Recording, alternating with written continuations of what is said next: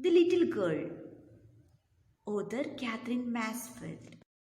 About the author, born 14th October 1888, Wellington, New Zealand. Died 9th January 1923, aged 34. Fontainebleau, France. Pen name Catherine Mansfield. Nationality New Zealand. Literary movement Modernism. Spouses George Bowden, John Middleton Murray. Partners Ida Constantine Baker. To the little girl, he was a figure to be feared and avoided. Every morning before going to work, he came into her room and gave her a casual kiss, to which she responded with a goodbye, father. And oh, there was a glad sense of relief when she heard the noise of the carriage growing fainter and fainter down the long road. In the evening, when he came home, she stood near the staircase and heard his loud voice in the hall. Bring my tea into the drawing room. Hasn't the paper come yet? Mother, go and see if my paper's out there. And bring me my slippers. Word notes, carriage, vehicle. Fainter, lighter, casual, relaxed and unconcerned. Staircase, space where steps to go up. The little girl Kezia was very innocent. She was too much afraid of her father. As usual, when he used to leave for office, he gave her a casual kiss. But after his departure, Kezia felt at ease.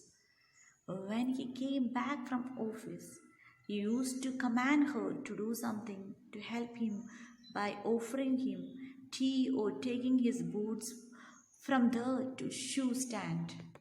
Kezia, mother would call to her, if you are a good girl, you can come down and take off father's boots. Slowly the girl would slip down the stairs, more slowly still across the hall, and push open the drawing room door. By that time, he had his spectacles on and looked at her over them in a way that was terrifying the little girl. Well, Kezia, hurry up and pull off these boots and take them outside. Have you been a good girl today? I don't know, father. You don't know? If you stutter like that, mother will have to take you to the doctor. Word notes, frightening, caused to feel extreme fear, slipped, lose one's footing, and slide unintentionally for a short distance. Kezia always thinks about the strict behavior of her parents. Her mother also behaves with her strictly. She called her. She came downstairs reluctantly. Her father talked to her, but she stuttered in tension. Then he told her that her mom would take her to the doctor if she would speak like that. Mansfield. The Little Girl is the story of a little girl, Kezia, who misunderstands her father's strictness and usually remains scared of him. Every morning before going to work, her father gives Kezia a casual kiss. In reply, she says, "Goodbye, father." But the little Kezia is unable to understand his love and affection. When her father leaves home for work, she feels a sense of relief. In the evening, when her father returns home, his loud voice makes Kezia frightened. She hears him ordering her mother and grandmother, "Bring me tea, newspaper, and slippers." Then Kezia's mother asks her to come down and remove her father's boots. As Kezia enters into the drawing room, her her father looks at her over his spectacles. The way he looks at her terrifies her. He asks her, "Have you been a good girl today?" In fear, she stammers and replies, I don't know, father. He tells her, "You don't know? If you stammer like that, mother will have to take you to the doctor." Father feels that something is wrong with Kezia. He tells his mother to teach Kezia to behave in a better manner, that Kezia may not appear sad all the time. Whenever Kezia thinks about her father, she feels that she is thinking about a giant. She visualizes her father as a giant, especially when he yawns. On Sunday afternoons, Kezia's grandmother sends her into the drawing room to spend time with her parents. When Kezia enters the drawing room, she finds her mother busy in reading and her father sleeping. Kezia feels a bit neglected. One day, she remains indoors as she gets a cold. Her grandmother advises her, "Why don't you make a gift for your father's birthday next week?" She gives her a piece of yellow silk fabric to stitch a pincushion for him. Kezia stitches a beautiful pincushion, but she does not find anything for stuffing. As her grandmother is out in the garden, she goes to her mother's bedroom in search of some stuff. There she finds sheets of paper in which her father had written an important speech. She unknowingly tears them into pieces and stuffs into the cushion and stitches it. When her father comes home and gets to know about his important papers, he punishes her by hitting the palms of her hands with a ruler for tearing up his speech. This incident further alienates Kezia from her father. She often watches her neighbor, Mr. McDonald, playing joyously with his 5 children in their lawn. She thinks Mr. McDonald is a loving father to his children. Kezia wonders he might be a different sort of father. One day, her mother falls ill and is taken to a hospital by her grandmother. Kezia is left alone at home under the care of their cook, Alice. As Kezia goes to bed, Alice removes her socks and warns her, "Do not scream and wake your father." At night, Kezia has a nightmare and she wakes up screaming. When she calls her grandmother for help, she finds her father standing by her bedside. He picks her up and takes her to his room. He tucks her up in his bed and soon falls asleep. She feels the beating of her father's loving heart and realizes that her poor, big father is very loving and caring and has a generous heart.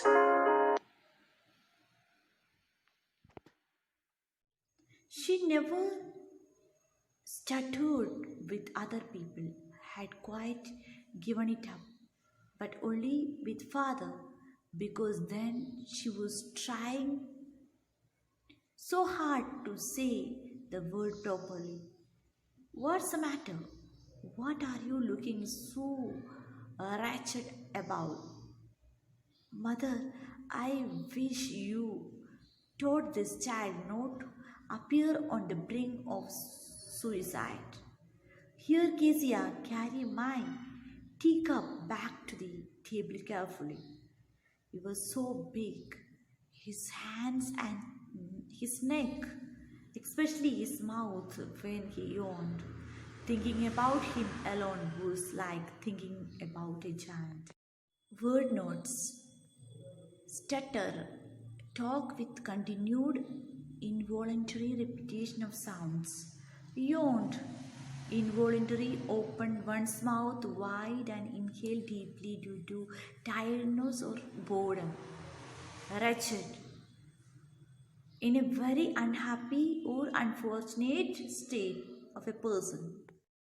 Summary of this passage: Kezia was not too much afraid with any other person except her father. She always tried to have a nice talk with her parents, but she failed, for her father was an image of a giant. When she went near him to have a nice talk, he used to scold her. She sat on a stool, gravely watched him until he woke and stretched. and asked the time, then looked at her. Don't stare so, Kezia. You look like a little brown owl. One day, when she was kept indoor with a cold, her grandmother told her that father's birthday was next week and suggested she should make him a pin cushion for a gift out of a beautiful piece of yellow silk. Word nods, dirt, move and goes to move slightly. Sighed emit a long, deep, audible breath expressing sadness, relief, tiredness, or similar. Laboriously with a double cotton, the little girl stitched three sides, but what to fill it with? That was the question. The grandmother was out in the garden and she wandered into mother's bedroom to look for scarves. On the bed table, she discovered a great many sheets of fine papers, gathered them up, tore them into pieces, and stuffed her case, then sewed up in the fourth side. That night there was a hue and cry in the house. Father's great speech for the Port Authority had been lost. Rooms were searched, servants questioned. Finally, mother came into Kezia's room. Kezia, I suppose you don't see some papers on a table in our room.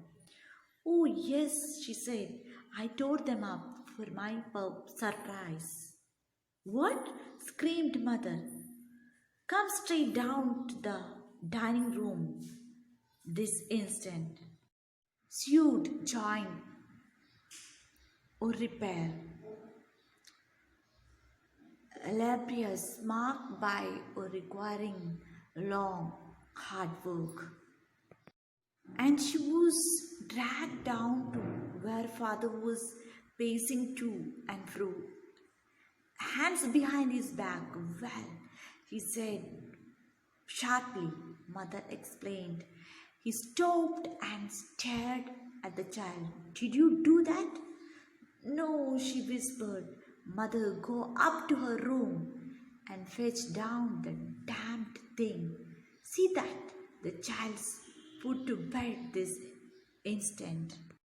Word nods, whispered, speak very softly, using one's breath rather than one's throat, especially for the sake of secrecy. Drag, pull. Crying too much to explain, she lay in the shadowed room watching the evening light make a sad little pattern on the floor. Then father came into the room with a ruler in his hand. I am going to beat you for this, he said. Oh, no, no, no, she screamed, hiding under the bedclothes. He pulled them aside. Sit up, he ordered, and hold out your hands. You must be taught once and for all not to touch what does not belong to you. But it was for your birthday. Down came the ruler on her little pink palms. Word nods, ruler, a straight strip or cylinder, or plastic, wood, metals, or other rigid metals, typically marked at regular intervals and used to draw straight lines or measure distances.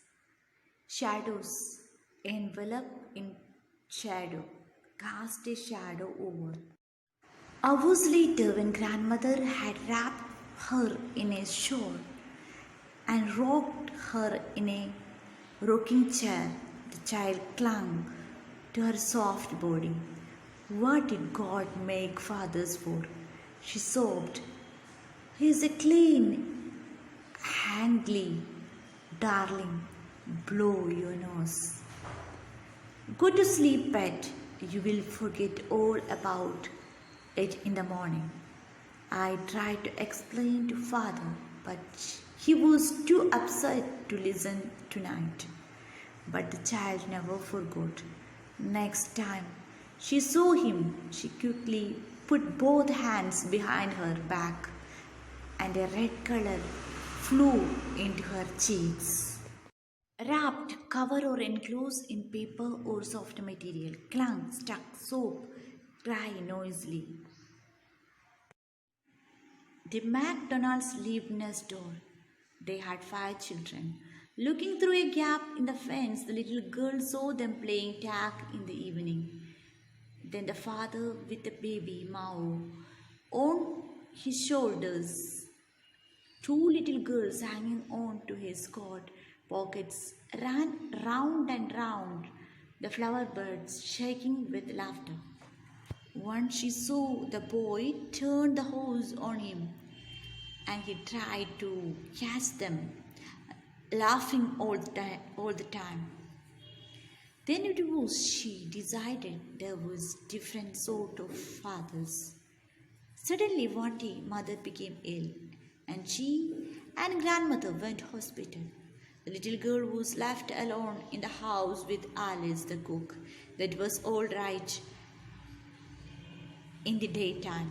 The little girl saw through a gap the McDonald's playing tag in the evening. But while Alice was putting her to bed, she grew suddenly afraid. Word notes, sword, king, fence, a barrier, a railing or other upright structure, typically of wood or wire, enclosing an area of ground to prevent or control, assist or escape. Summary of this passage. She was too much upset due to past behavior. At the same time, she saw the McDonald's and their children playing the next door. She became very sad and compared his father with her neighbor. What will I do if I have a nightmare? She asked. I often have nightmares, and then Granny takes me into her bed. Can't say in dark, it all gets whispery. You just go to sleep, child, said Alice, pulling off her sock. And don't you scream. And wake your papa. But the same old nightmare came. The butcher with a knife and a rope who came nearer and nearer, smiling that dreadful smile, while she could not move, could only stand still, crying out, Grandma, Grandma.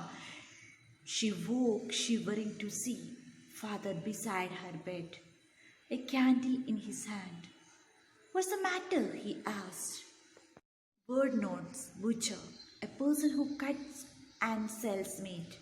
Nightmare, a terrible dream. Scream, cry in fear. That night she was alone with her father, Alice. Her maidservant convinced her to sleep silently and not to disturb her pa. But a terrible dream came at midnight. She cried bitterly. Her father rushed to her and asked about her dream. Oh, a butcher, a knife, I want Granny. He blew out the candle, bent down and caught up the child in his arms, carrying her along the passage to the big bedroom. A newspaper was on the bed. He put away the paper, then carefully tucked up the child. He lay down beside her, half asleep, still, with the butcher's smile all about her, it seemed. She crept close to him, snuggled her head under his arm, held tightly to his shirt. Then the dark did not matter. She lay still. Here, rub your feet against my legs and get them warm, said father. Word notes, snuggled, settle or move into a warm, comfortable position. Blew out, put out, extinguish. Passage corridor. One day, when her mother and granny were not at home, she got a nightmare. She screamed in fear. Her father came into her room and took her into his arms. Then he lighted the candle to remove her fear. He put her in his bed and slept beside her. Tired out, he slept before the little girl. The funny feeling came over her. Poor father, not so big after all, and with no one to look after him. He was harder than grandmother, but it was a nice hardness. And every day he had to work and was too tired to be a Mr. MacDonald. She had torn up all his beautiful writings. She stirred suddenly and sighed. What's the matter? Asked her father. Another dream. Oh, said the little girl. My head's on your heart. I can hear it going. What a big heart you have. God, Father dear. Word nods. Stirred, shaken with some sudden idea. Turn up, reach. At last she tried to sleep. Suddenly she shook her body. Her idea about her father totally changed. Finally, she told how big heart her father had. A father's tears and fears are unseen. His love is unexpressed, but his care and protection remains as a pillar of strength throughout our lives.